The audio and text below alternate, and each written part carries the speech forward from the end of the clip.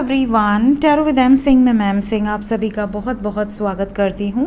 हमेशा की तरह मैं आ गई हूँ आपके पर्सन की एनर्जीज़ के साथ। देखते हैं कलेक्टिव लेवल पे आपके पर्सन की एनर्जीज़ क्या हैं, सब कॉन्शियस माइंड में क्या चल रहा है, इमीडिएटली क्या एक्शन एक्सपेक्टेड है। तो शुरू करते हैं गाइज आज की रीडिंग लेके प्रभु का नाम। हर हर महादेव, जय हो शिव शक्ति, जय हो राधे कृष्णा, जय हो मेरे भाई। सबसे पहले मेजर अरकाना से हम लेंगे 5 कार्ड, क्लैरिफाई करेंगे टैरो से ताकि ज़्यादा से ज़्यादा एनर्जीज़ आप तक पहुंच पाएँ इस कलेक्टिव रीडिंग के माध्यम से। अपने पर्सन को याद कीजिए, उनका नाम ले लीजिए ताकि ज़्यादा से ज़्यादा रेजोनेट करे आपसे ये एनर्जी रीडिंग। अगर किसी को पर्सनल रीडिंग लेनी है, अपने बारे में पर्सनली जानना है तो डिस्क्रिप्शन और अबाउट में मेरा नंबर दिया होता है, वहाँ से लेकर आप व्हाट्सएप पे मैसेज कर सकते हैं। प्लीज़ हमें बताएं एंजल्स किस एनर्जी से ऑपरेट कर रहे हैं इस वक्त मेरे व्यूवर्स के पर्सन। जय हो शिव शक्ति।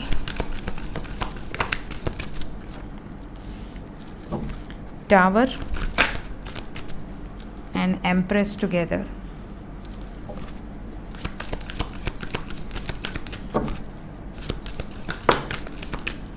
जजमेंट। जय हो राधे कृष्णा। जय हो लड्डू जी।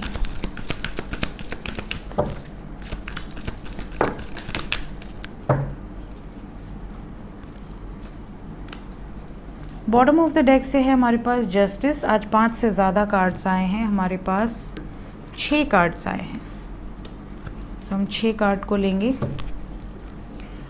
और यहाँ पर जो एनर्जी है उसके अकॉर्डिंग बहुत ही अजीब सी एनर्जी है, आप देख पा रहे होंगे। एनर्जी में डिस्ट्रक्शन है, एनर्जी में एम्परर एंड एम्प्रेस की एनर्जी है, आइसोलेशन है, निर्णायक फैसले हैं और ये ख़त्म करने से रिलेटेड फैसले हैं। कुछ चीज़ें ख़त्म हो गई हैं, कुछ रिश्ते ख़त्म हो गए हैं आपके पार्टनर की लाइफ में।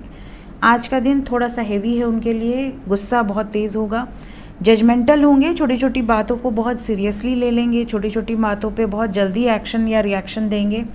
इस टाइम पीरियड में कार्मिक ट्रिगर्स बहुत पावरफुल तरीके से आपके पार्टनर को ट्रिगर करेंगे। साइन की बात करूं तो यहाँ मेष राशि है, तुला राशि है, मकर राशि है, वृश्चिक राशि है और कन्या राशि है।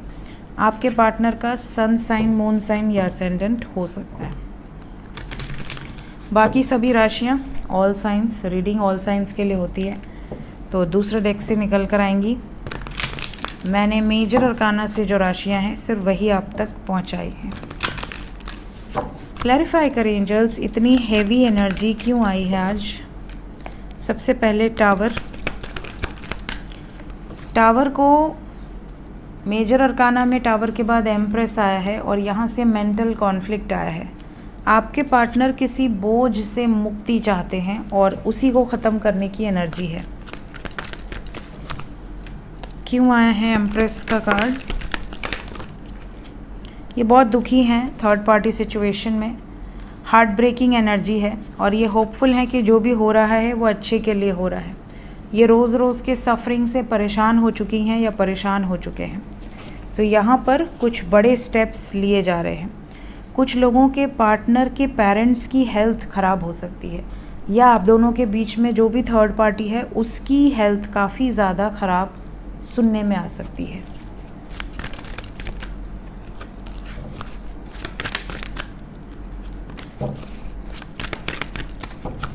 जजमेंट, जो कहते हैं ना जैसी करनी वैसी भरनी, तो यहाँ पे जिसकी जैसी करनी है वैसा ट्रिगर इनको मिलेगा। अगर इन्होंने लाइफ में कुछ गलतियाँ की हैं तो इनको फाइनेंशियल ट्रिगर मिल सकता है, पर्सनल लेवल पे कोई ट्रिगर मिल सकता है। अगर इन्होंने पास्ट लाइफ में कोई गलतियाँ की हैं तो उनसे इनको कुछ ट्रिगर्स मिल सकते हैं। जो वो बदला लेने आए हैं उनसे इनको किसी तरह का ठेस पहुँचना, हर्ट, पेन, सफरिंग, ये वाली सिचुएशन है। क्यों आइसोलेटेड रहने की एनर्जी है। इनको ऐसा लग रहा है दुनिया मेरे लायक है ही नहीं, या तो मैं दुनिया के लायक नहीं हूँ। कहीं ना कहीं बहुत धोखे दिए हैं, बहुत हर्ट किया है, बहुत तकलीफ़ दी है, मेरी इच्छा पूरी नहीं हो रही, मैं जिससे प्यार करता हूँ या करती हूँ वो मुझे नहीं मिल रहा, करियर भी मेरा काफ़ी हद तक सेटल नहीं है, मैं बहुत अकेला फील कर रहा हूँ, मैं इस सिचुएशन में अटका हुआ नहीं रहना चाहता, निकल जाना चाहता हूँ इस सिचुएशन से, इस कन्फ्यूजन वाली ज़िंदगी से मुक्ति चाहिए मुझे। ये वाली फीलिंग है आपके पार्टनर की। डेथ क्यों आया है? डेथ को क्लैरिफाई किया है टेम्परेंस ने, और डेथ को क्लैरिफाई किया है एक नई शुरुआत। We have page with 8 of cups. किसी सिचुएशन से मूविंग ऑन की वाइब्रेशन है। यहाँ थर्ड पार्टी की एनर्जी बहुत स्ट्रॉन्ग है। एम्परर क्यों आए हैं? एम्परर को सन ने क्लैरिफाई किया है। सूर्य एक तरह से पिता का कारक है, सूर्य एक तरह से फैमिली का कारक है, सूर्य एक तरह से ये अपनी अंतरात्मा की आवाज़ सुन रहे हैं और उसके बेसिस पर ही डिसीजन हो रहा है। डेथ के बाद एम्परर आया है, एम्परर को सूर्य ने क्लैरिफाई किया विद द डेथ कार्ड।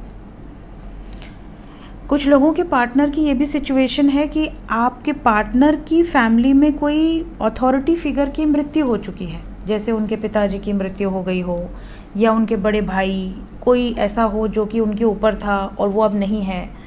अब इनको कहीं ना कहीं ऐसा लग रहा है कि यार सब कुछ तो मेरी रिस्पॉन्सिबिलिटी में आ गया है। अगर ये बड़े बेटे हैं या जो भी बड़ी बेटी हैं या कुछ भी, अगर इनके ऊपर जिम्मेदारी आ गई है तो अब ये परेशान है कि मैं अपनी ज़िम्मेदारी से मुंह मोड़ के शादी कर लूँ, अपनी मनमर्जी से शादी कर लूँ, अपनी फैमिली को छोड़ दूँ तो लोग मुझे क्या कहेंगे? लोग तो मुझे यही कहेंगे ना कि वाह रे क्या संतान उत्पन्न हुई जिसने बुढ़ापे में माँ बाप को छोड़ दिया या अपने घर वालों का डिसरिस्पेक्ट किया। तो ये उन्हीं सब चीज़ों में बहुत ज़्यादा उलझे हुए थे। कुछ बातें ऐसी हैं जो इनको रियलाइज़ हो रही हैं, अगर ये गलत है या आप गलत थे या थर्ड पार्टी गलत थी, तो इन्हें काफ़ी क्लैरिटी मिल रही है और उसके बेसिस पर ही ये कुछ ख़त्म करने का निर्णय ले रहे हैं। क्या न्याय संगत निर्णय होगा? जो भी निर्णय होगा क्या न्याय संगत होगा? बिल्कुल, यहाँ पे द वर्ड की एनर्जी है। जो भी डिसीजन होगा वो प्री डेस्टिन्ड है, मतलब वो होना ही था। हालांकि इस टाइम पीरियड में आपके पार्टनर फिनेंशियली काफ़ी ट्रबल में दिख रहे हैं, चाहे ये बहुत अमीर हो, चाहे ये मिडिल क्लास हो, लोअर मिडिल क्लास हो। इस टाइम फाइनेंशियल ट्रबल्स हैं, या तो बहुत पैसा लॉस हो जाए, बहुत पैसा कहीं अटक जाए, बहुत पैसा कहीं फंस जाए, इस तरह की सिचुएशन भी हो सकती है। इनको स्ट्रेस बहुत ज़्यादा मिलने वाला है। आज का दिन आपके पार्टनर के लिए काफ़ी हैवी है, इमोशनल लेवल पे भी, मेंटल लेवल पे भी एंड फिज़िकल लेवल पे भी। अब जैसे आज कौन तारीख हो गई? 4 तारीख हो गई ना, तो अब तो ग्रहण भी आ रहा है, तो ग्रहण के इफ़ेक्ट्स भी काफ़ी हद तक आपको देखने मिल जाएंगे धीरे धीरे। और 9/9 पोर्टल भी आ रहा है। 9/9 का मतलब ही एंडिंग है, तो कहीं ना कहीं एंडिंग से रिलेटेड एनर्जीज़ बहुत ज़्यादा देखने मिलेंगी आपको। Let's check current feelings.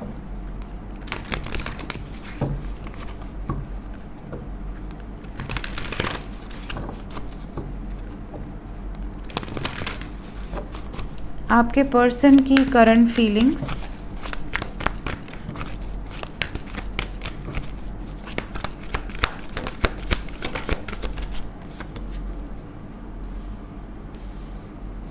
आपको लेकर आपके पार्टनर की करंट फीलिंग्स।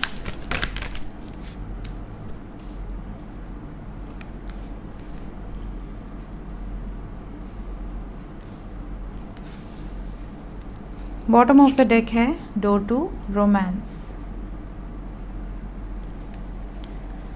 सो आपको लेकर जो भावना है वो बिल्कुल अलग है करंट एनर्जी से। आपको लेकर जो फीलिंग है कि बाहर जैसे शेर होता है, बाहर कितना भी शेर हो अपने पार्टनर के पास आता है तो बिल्कुल दुबक जाता है, तो वैसी वाली फीलिंग है। आपके पार्टनर चाहे कितने भी दबंग हों, कितने भी ज़्यादा झगड़ालू हों, कितने भी ज़्यादा स्टबर्न हों, कितने भी ज़्यादा पावरफुल हों, लेकिन जब वो अपने पार्टनर के सामने आती हैं या आते हैं तो उनकी एनर्जी बिल्कुल अलग हो जाती है। वो बस चाहते हैं कि पार्टनर ही रूल करे, पार्टनर ही उनको रूल करे, और वो किसी और के बस के हैं नहीं। यहाँ पर लविंग एनर्जी है, केयरिंग एनर्जी है। इनको कहीं ना कहीं ऐसा लगता है कि आपके साथ ही अपनी जर्नी आगे कंप्लीट करनी है। ये इस एनर्जी से भी ऑपरेट कर रहे हैं कि अगर मेरे ज़ख्म पर कोई मरहम लगा सकता है तो वो आप हैं। आप ही के पास है वो मेडिसिन जिससे ये ठीक हो सकते हैं। आपका हंसता खिलखिलाता चेहरा देखकर, आपकी बातें सुनकर, आपकी स्माइल देखकर, इस तरह से इनकी एनर्जी अपने आप हील हो जाती है।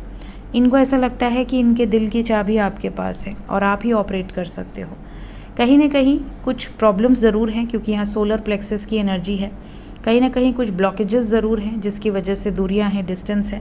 बट इन्हें ऐसा लगता है कि कोई भी डिस्टेंस, आप दोनों को कितना भी दूरी आ जाए, कोई भी एनर्जी आप लोगों को अलग नहीं कर सकती।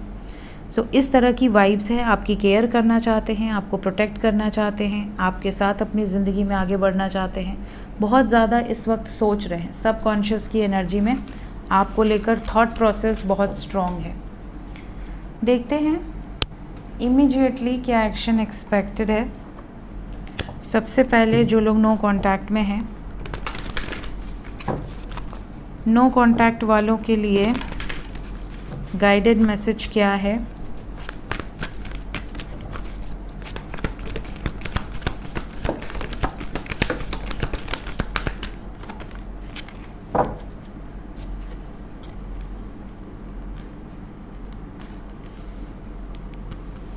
वन नंबर एंड 2 नंबर, मतलब मैक्सिमम 24 घंटे से 48 आवर्स के अंदर की एनर्जी है। मोस्ट प्रोबेबली 2 दिन, 48 आवर्स। यहाँ पेशेंस है और यहाँ न्यू बिगिनिंग है। कुछ सैक्रिफाइसेस करते हुए नज़र आ रहे हैं आपके पार्टनर, और आपको लेकर बहुत ज़्यादा रोमांटिक फीलिंग्स हैं, इमोशनल भी, फिज़िकल भी, मेंटल भी। ये अगर कंफ्यूज थे मल्टीपल चॉइसेस में कि मेरी फैमिली को नहीं छोड़ सकता, अपनी सोसाइटी को नहीं छोड़ सकता, मेरे इतने सारे रिलेटिव हैं उनको नहीं छोड़ सकता, अपने भाई बहनों से दूर नहीं रह सकती या नहीं रह सकता, तो कहीं ना कहीं इन्हें रियलाइज़ हो गया है कि अगर मुझे अपने प्रेम को पाना है तो कुछ सैक्रिफाइसेस करने पड़ेंगे, तभी हमारी एक नई शुरुआत हो पाएगी। अपनी तरफ से ये अभी भी प्रयास कर रहे हैं कि चीज़ें बैलेंस हो जाएं, सब्र रखे हुए हैं, बट एक न एक दिन सब्र का बांध टूटता है। वो दिन बहुत जल्दी आ सकता है। काफ़ी लोग जो नो कांटेक्ट में हैं उनके लिए रोमांटिक एनर्जीज दिख रही हैं। क्लैरिफाई करें एस ऑफ वॉन्ड्स को। Again 3 major arcana, we have memories of love. आपको याद बहुत कर रहे हैं, आपके साथ जो भी वक्त गुजारा है उसको बहुत ज़्यादा याद कर रहे हैं। मन की एनर्जी है, मून की एनर्जी है। डेफिनेटली यहाँ मन इनका जो है आपसे कनेक्टेड है पूरी तरह से। Emotions are very high. शादी को लेकर भी ये बहुत ज़्यादा सोच रहे हैं। अगर आप ऑलरेडी शादीशुदा हैं और एक दूसरे से सेपरेटेड हैं तो यहाँ पे आपके साथ शादी के बाद का जो समय था, जिस तरीके से आपने इन्हें ट्रीट किया, वो सारी चीज़ें इनकी आंखों के सामने घूम रही हैं। कहीं ना कहीं इन्हें ऐसा रियलाइज़ हो रहा है कि आपके साथ डेस्टिनी जुड़ी हुई है। ईश्वर ने अगर आपको एक किया है तो कोई और अलग नहीं कर सकता। ये वाली वाइब्रेशन है आपके पार्टनर की। पेशेंस क्यों आया है?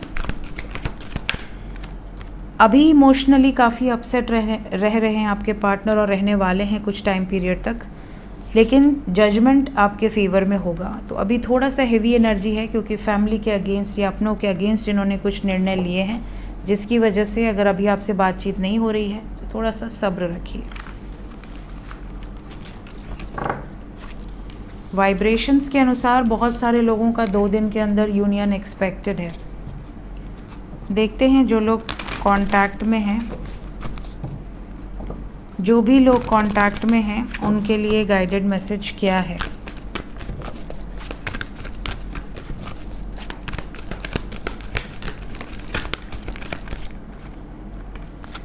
जो लोग कांटेक्ट में हैं, आपके पार्टनर, 9 नंबर इम्पॉर्टेंट है। 27 घंटे, 9 घंटे से 27 घंटे के बीच में आपके पार्टनर का मूड ऐसा होगा कि मुझे बात नहीं करनी, ये बहुत साइलेंट रहना, बिल्कुल आपको रिवर्ट नहीं करना। आपको ऐसा लगेगा यार फिर से ब्लॉक ना कर दें, थ्रोट चक्रा ब्लॉकेज की एनर्जी है।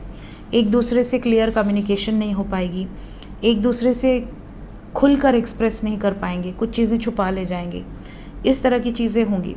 लेकिन 9 घंटे से 27 घंटे के अंदर ही कई बार ऐसा भी टाइम आएगा जब इनका मन ऐसा रहेगा कि यार थोड़ा टाइम आपके साथ बात किया जाए, मन अच्छा हो जाएगा।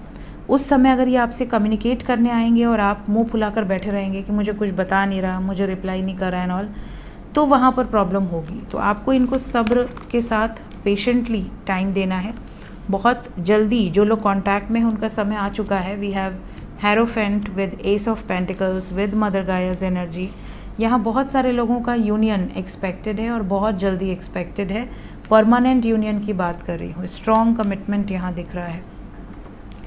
क्यों आया है hierophant and S of pentacles? बहुत कम इंतज़ार, थोड़ा सा इंतज़ार कमिटमेंट के लिए। सो वेटिंग गेम, यहाँ पर थोड़ा सा इंतज़ार कीजिए, बहुत जल्दी आपको कमिटमेंट मिलेगी। बट अगर आपके पार्टनर साइलेंट जोन में हैं तो ये मत सोचिएगा कि आपको इग्नोर कर रहे हैं, इनको आपसे कोई लेना देना नहीं है, इस तरह का थॉट आपके दिमाग में नहीं आना चाहिए। देखते हैं इस टाइम पीरियड में गाइडेड मैसेज क्या है आपके लिए, प्लीज़ बताएं। जय हो।